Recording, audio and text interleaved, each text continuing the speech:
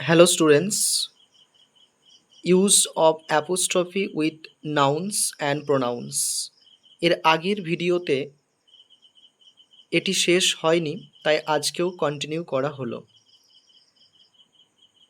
When noun ends in hissing sound, s is not added after apostrophe.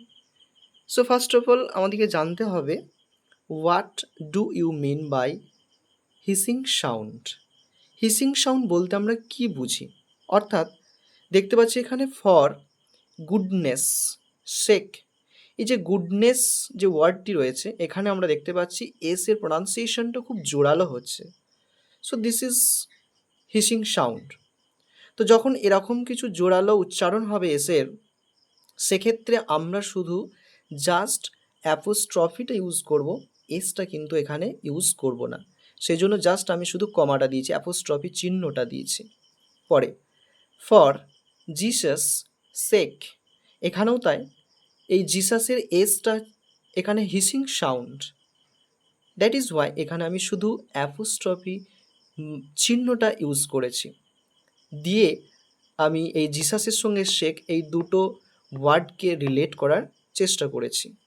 পরে yours faithfully, apostrophe is not used with positive pronouns, his, hers, yours, ours, theirs, এগুলোকে বলে positive pronounce.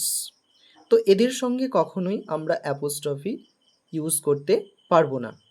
ওকে, সেই জন্য এখানে yours, এখানে কোনো apostrophe S use করা হয়নি, ইয়োর্স ফেথফুলি জাস্ট লেখা হয়েছে। পরেরটি my son in law, apostrophe S sister, অর্থাৎ my son in law's sister.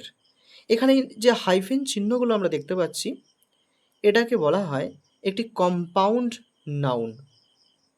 তো যখন সেন্টেন্সে কোনো কম্পাউন্ড নাউন আসবে এবং তাদেরকে কি বলবো রিলেট করতে হবে, সেক্ষেত্রে আমরা অ্যাপোস্ট্রফি চিহ্নটা কোথায় দেবো বা অ্যাপোস্ট্রফি এসটা কোথায় ইউজ করব?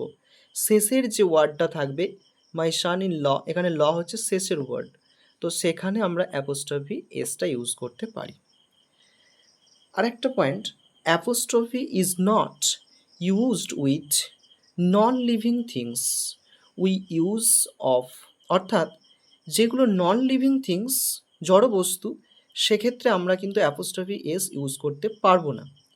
তার মানে কি সেখানে অ্যাপোস্ট্রফি এস ইউজ না করলে তাদেরকে আমরা রিলেট করতে পারবো না? পারবো, সেক্ষেত্রে আমরা অফ ইউজ করব। এর পরের ভিডিওতে সেটা কিন্তু দেখানো হবে। Thank you.